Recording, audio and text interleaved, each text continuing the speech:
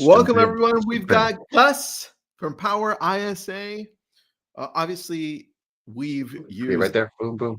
Yep, there you go. We've used PowerISA now for 7 years, dude. I think it's been a while, man. And we just got a new VA from you guys, ISA. Day one, he booked an appointment. I was like, pretty cool. What? It's a good day. It's a great day. They're doing prospect. They're doing circle, right? That's a pretty crazy result from circle. That's really good. Listen, I know today we're talking about using your database and everybody that you got on your phone and CRM, whatever, which is great, by the way. We're using him. His name's Jose. We're using him to go into RedX. You can use any source, I don't care, to call expireds for sale by owners and geo prospecting or circle prospecting, whatever you call that. From that, I mean, this is week one fully, I guess. He's already done 3 appointments. The first one was day one, which is crazy. The second 2, one of them is a seller only, and the third one that he sent us yesterday is a seller and a buyer. Ooh, I don't mind those.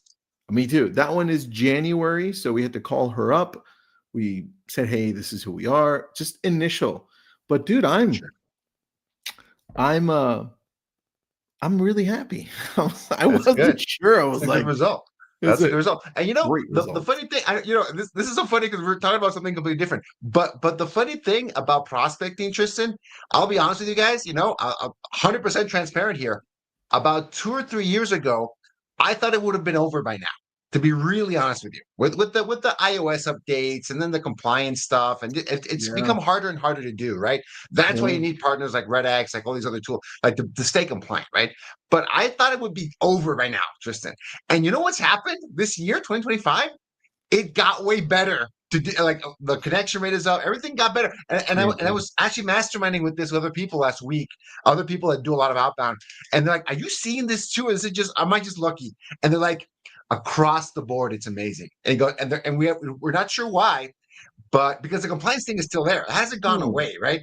The thing they're all assuming is that a lot of people just assumed it was going to be gone and they just stopped doing it. Yeah, that's the only thing that makes sense, to be really honest with you, right? Well, so you should check out our last webinar we did, last on Trickle Prospect. It was a great webinar, which actually got Tristan to jump in and try this out.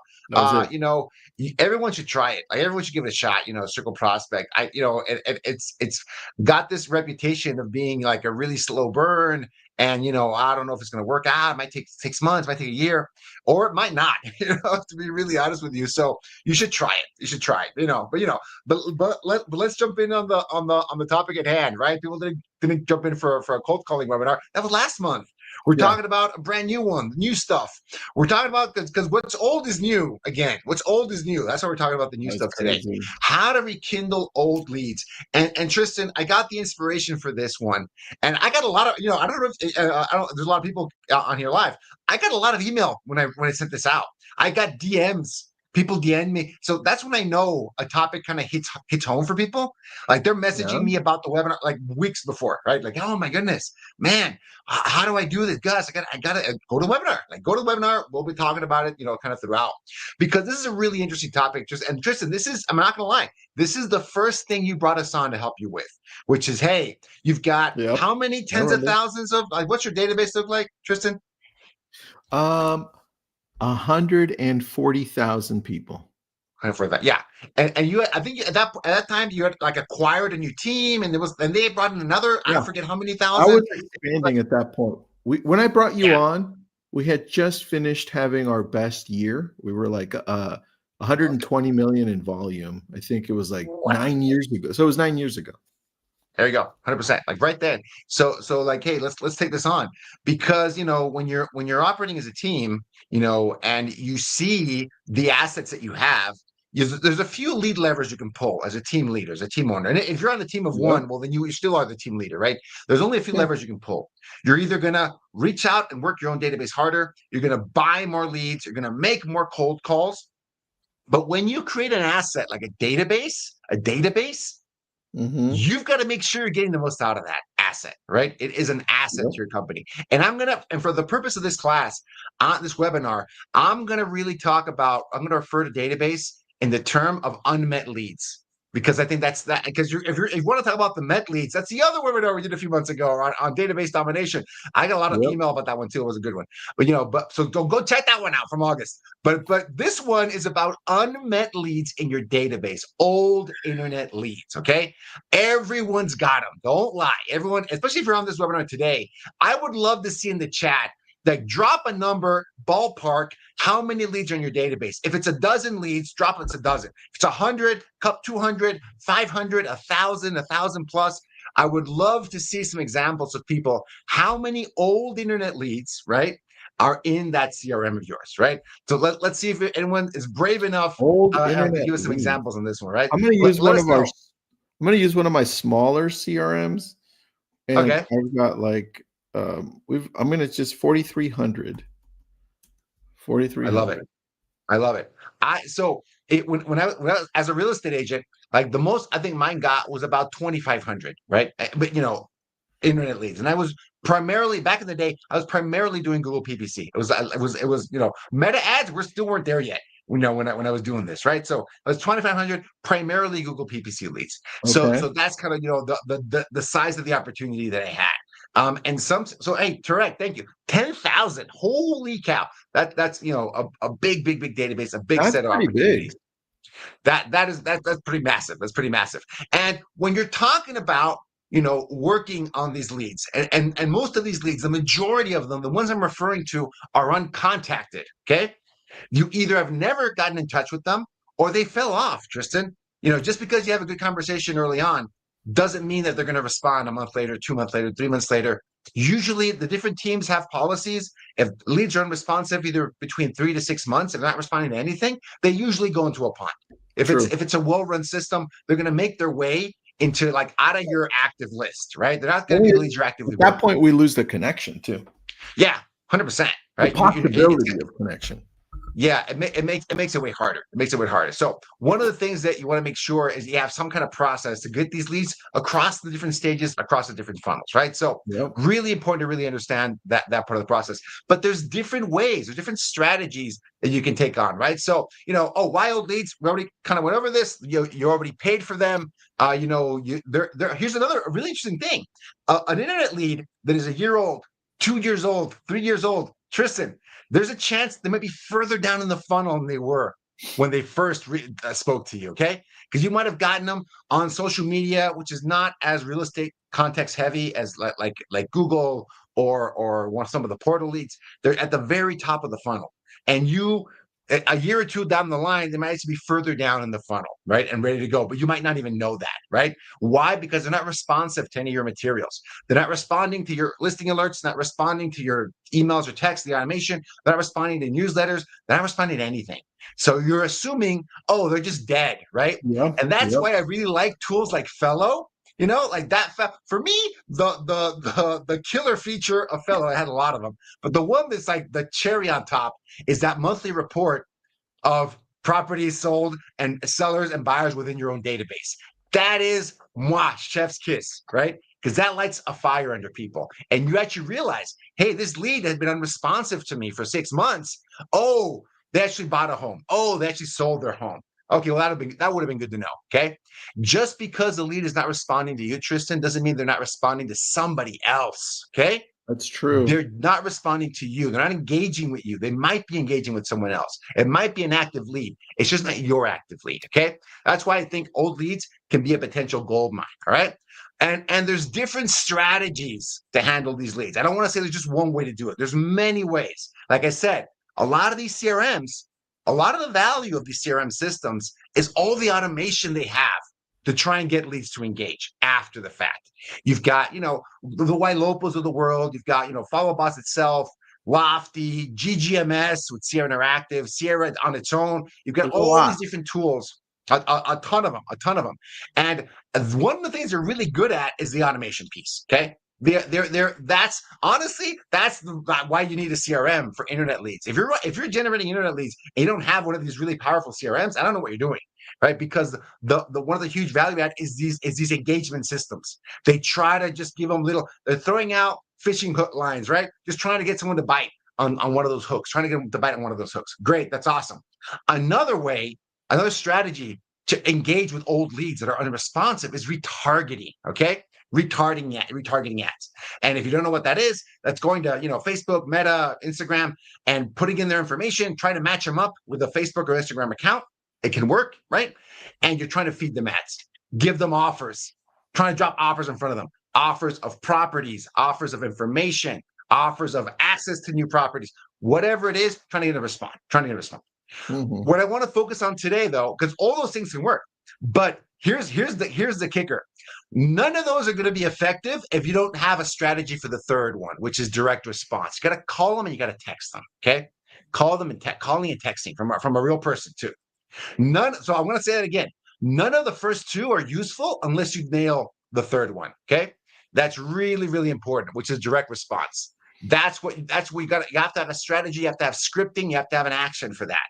You're not going to get anywhere with these leads unless you're on the phone and you're texting and getting people on the phone in that two-way conversation. All right. So direct response, really quick, just to show you what we're transitioning to in social media. All right. So everyone, most visited websites in the world: Google, YouTube, Facebook, Instagram, ChatGPT, X, and Reddit, top 7. Okay. And now you start thinking, how do we communicate with people? Because we are in the middle of an attention-driven world, but it's slowly shifting because the information now that we're getting from AI and everywhere else, it's an overload. Now we can create videos with Sora, with Grok, with everything. We can create graphics and images and data. We're going to be so overloaded that the pivot that you're going to watch, and it's starting to happen, is connection. How are you truly connecting with those people that have reached out to you? And it shifts to connection media. It's like, okay, got it. So when I'm looking at your graphic here, which is direct response, dude, this is why it becomes more important. What you're seeing, what you thought was over, we're actually restarting it, and it's going to look different. So you're starting to see the beginning of it again, the resurgence, but it's going to look different. People want to talk to people, and that is connection, right? 100%. I couldn't have said it better myself. And that's something I wouldn't have expected, right? And that's why you got to play the game. You can't just read headlines, Tristan. You can't just, assume that, the gurus are correct. I think it's a really, really, really big deal to make sure that we understand that we have to live in the world of today and be on the ground and making those calls and talking to people, because this is not an intuitive thing. I wouldn't have assumed that this was going to be more powerful. I wouldn't have assumed that real human interaction is a premium now. Like people prefer that or would expect that, right? So, but that's what direct response is all about. And I think if you talk to the leaders of the Wailopos and the follow-up bosses in the Sierra, I think they would agree, saying unless at the very end you pick up the phone and have that two-way conversation, this is not going to work, right? All of these tools are amazing at identifying maybe who to call first and how to get started, all of these things, right? So I think it's important that we understand like the place, how important this is, and that genuine, actual human connection, and just making the most out of it. That's the future, man. I'm watching it happen on YouTube comments, on TikTok comments, on Facebook community comments. That's the future, the connection. Cindy's got a question. This is not for what we're talking about right now, a little bit off to one of our previous webinars, but how are the ISAs handling the new laws in Texas where they can't call or text unless they opt in, given permission, specifically expires and those? Oh, okay. Yeah. So, I mean, I'm not super, well versed in that law, because it's very new. I know that it's a higher level of opt-in, and they're going to be, I think they're going to actually enforce it because, there's been a lot of, legislation around this. I think people have been very lax on it. You have to be compliant, right? If you're talking about database leads, the opt-in is already built in, right? And a lot of these platforms have the opt-in language already in there. If not, you have to include it. to make sure that you can text them, you can call them.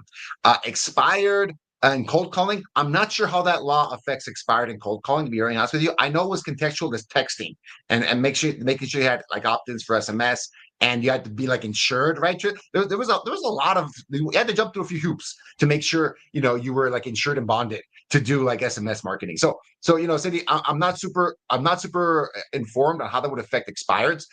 But just blanket statement, you got to be compliant, right? And Texas, California, Florida.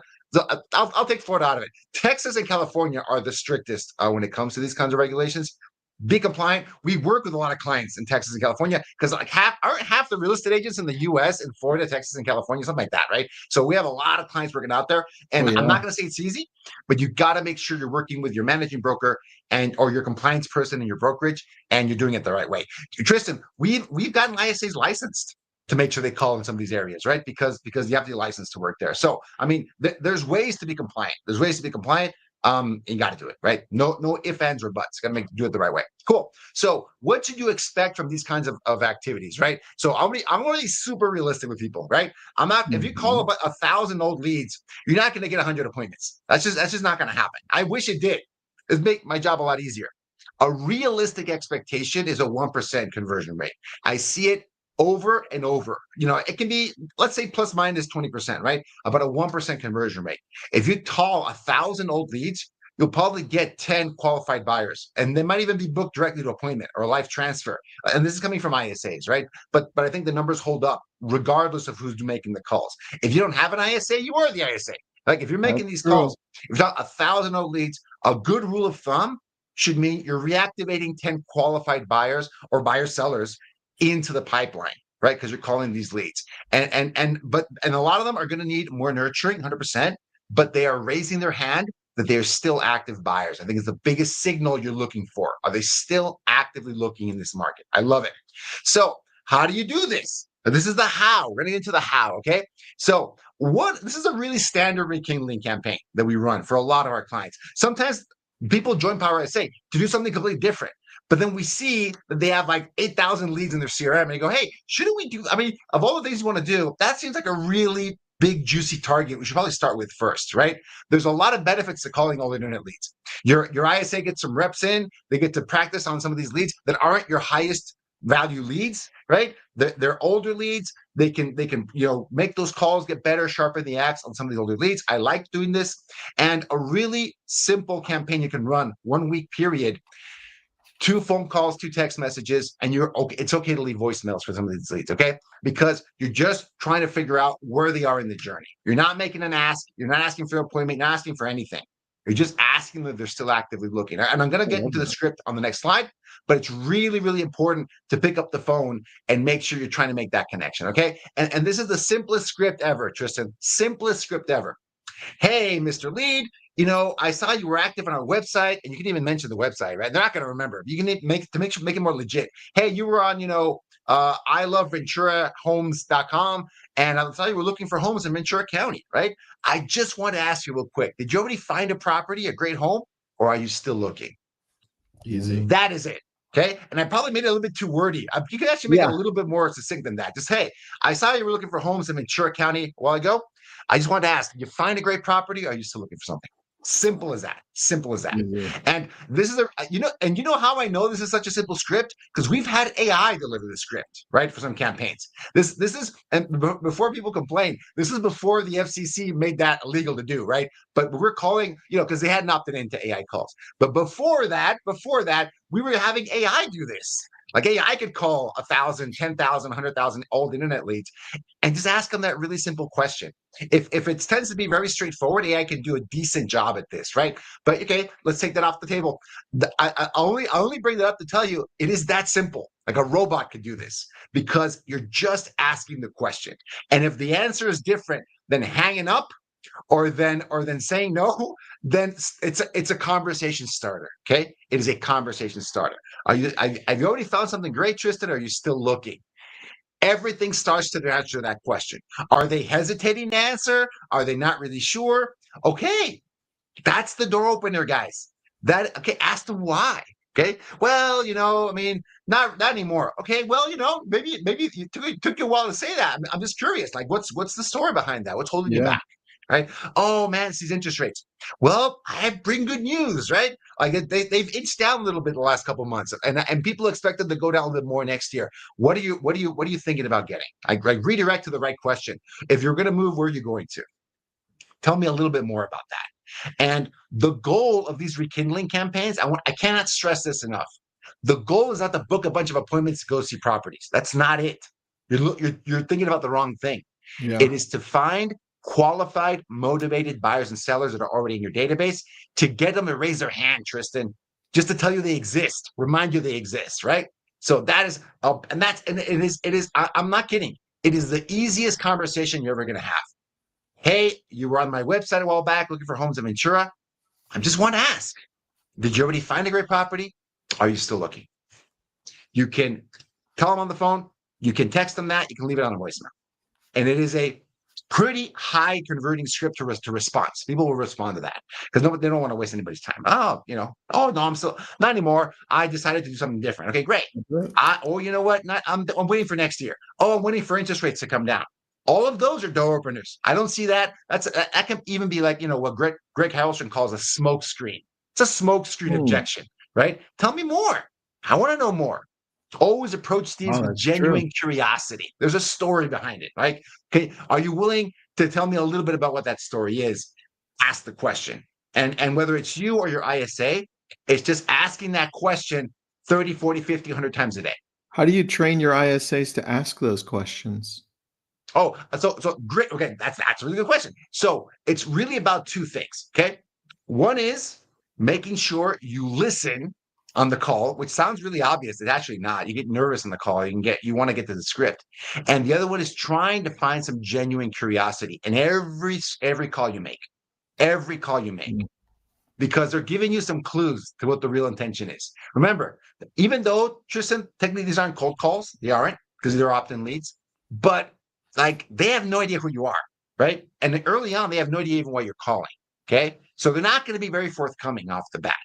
So it's so important to show that empathy and that curiosity, okay? Empathy and curiosity. And just making sure when anytime, and even if they say no to that, if they answer no to that question, Tristan, how did they answer no to that question? Did they kind of think about it? Well, I thought about it, but then decided against it. Oh, tell me more. What's holding you back? What stopped you from making the move? I'm just curious about that. If you don't mind me, a lot of ISAs say, if you don't mind me asking, what's kind of holding you back? It's a kind of a polite way to say, tell me more, right? And it's very disarming.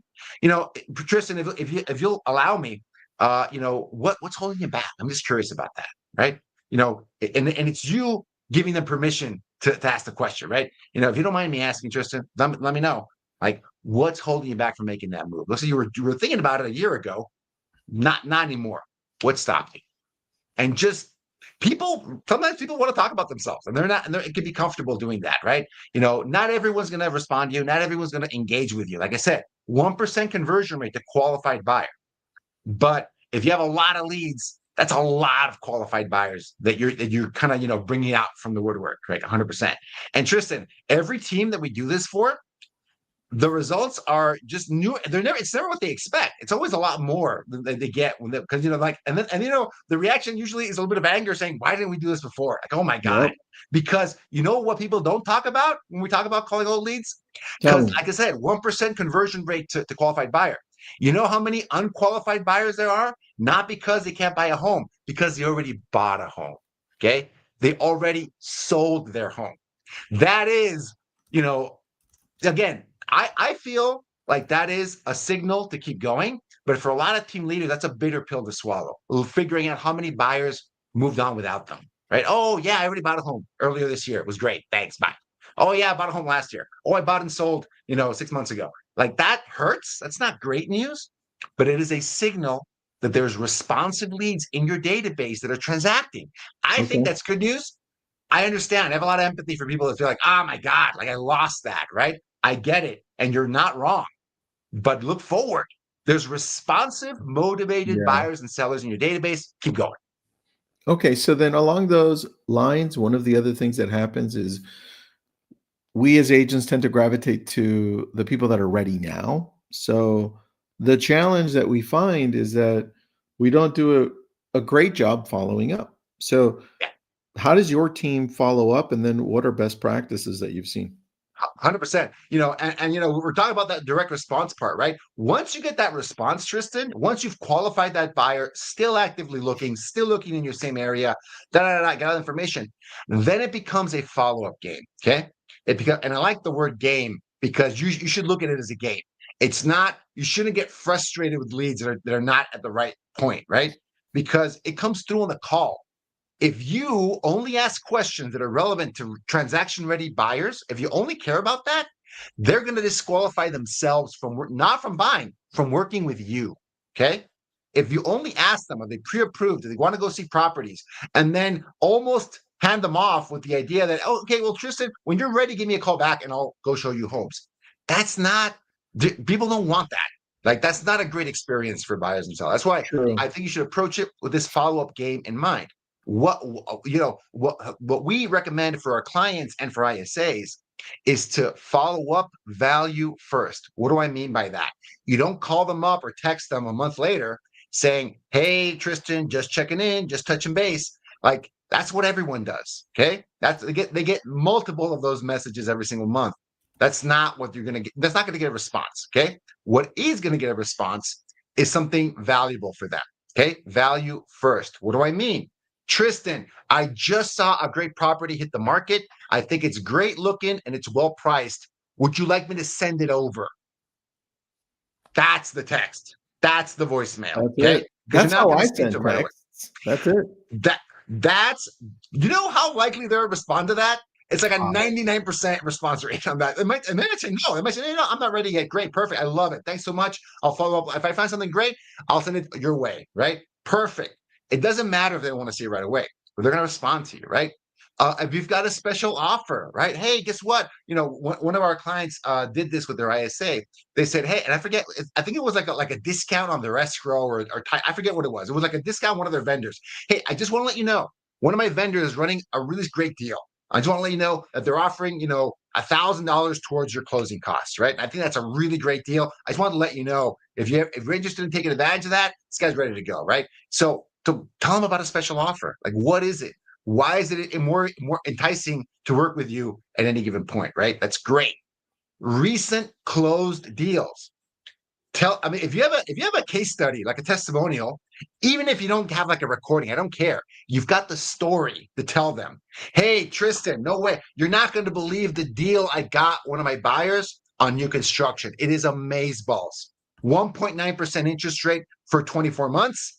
And then whatever it is. That's a real offer, by the way. If you don't, that is like, holy cow. Some builders out there are hurting, guys. That's a reality. You're not going to believe the deal I got this person. Let me know when you have a minute. I'd love to tell you all about it.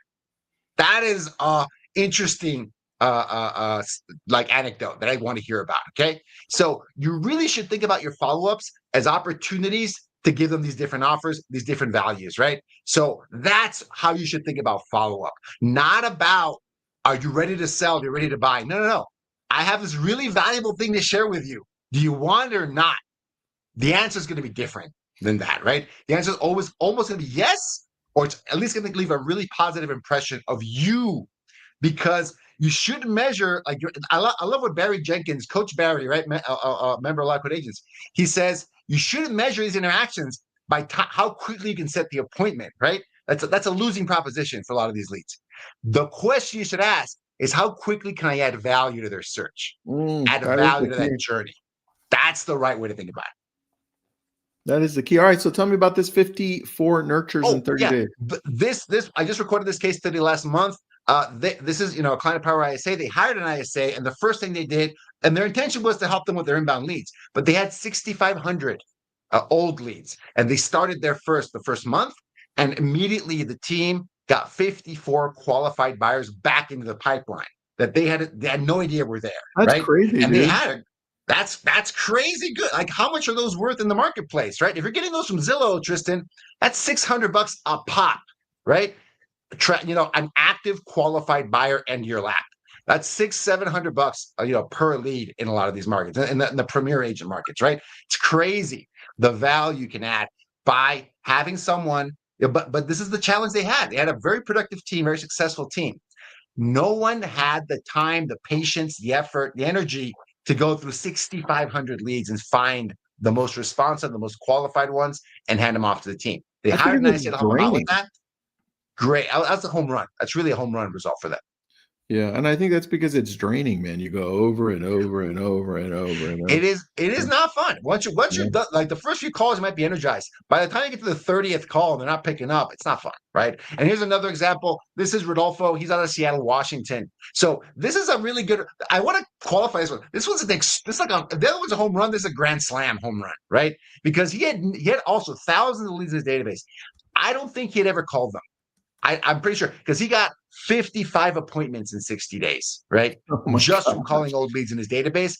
I'm pretty sure you can only get a result like that if you've never worked those leads ever, right? That could give you a great result. But this is not a typical one. But I thought it was amazing, right? Like, holy cow, magical things can happen when you pick up the phone and talk to people. You're talking and starting conversations with motivated buyers and sellers that are already in your database. I agree. All right, let me Awesome. jump off of this. Everyone, you've got to do a better job with your database, and your database is as simple as your phone. So my suggestion is, if you are going to use Gus to help you get to the next level, PowerISA, to indicate, hey, here's my database. This is what I'd love for you to do first. And that means that you're going to have to let go a little bit, because the other challenge that we didn't even talk about is agents saying, well, I can't have somebody else reach out to my database because they're not me. They don't do it the way I do it. But you know what? You're not doing it. So Yeah, you're 100%. missing out. That's probably what the guy what was this guy right here? That's probably what he was thinking. Oh, 100%. Until he decided to use you. 100%. And and I think we can hold each other back, and that's a really big limiting belief. But here's the math I try to tell folks: if we can get someone that's 70% as good as you, 70% your level, not going to replace you, but 70%, but they're going to do it 8 hours a day, like, that's really good math. Like That's that pretty math good, man. maths, right? That works out really well. Because it's usually, Tristan, it's not the lack of skill that holds us back. It's the lack of activity, right? It's like the activity and the lack of results. So I tell folks, like, find a way to make it work. Find a way to reach out to these people, especially if you have them already sitting in your database, right? Like, just run the math. 1%. If 1% of your current database, like Tariq, Tariq sent it out earlier, 10,000. That's 100, potentially 100 active buyers and sellers, right? Right now, that could be responsive. That can really just change your business if you do it. And it can be, and for a lot of teams, if you have active leads coming in, you're always focused on those, and that's usually the right thing to do. Okay, you're actively focused on the brand new inbounds. I get it, but if no one on your team is there, that's a great opportunity to bring in an ISA, even a part timer, to jump in and just clean it up. Right, calling through 10,000 leads will probably take about 2 to 3 months. Get someone for 2 to 3 months. Get 100 new clients. And maybe that's the least you should do, right? Like, get and clean it up and make sure you're active with everyone, because you might be running the automations, you might be running the retargeting, but that's just not enough, right? Because guess what? Like Tristan said, it's 2025, and people are going to appreciate that person reaching out and just having a conversation with them. People connection. Thanks, buddy. Real Appreciate connection. you. Everyone, Awesome. PowerISA, we've been using them for 7 years. It's got to be over 7 years, but It's been a while. Just say 7. Everyone, check them out. Say hi to Gus, and thanks for being on. See you, Gus. Thanks, everybody.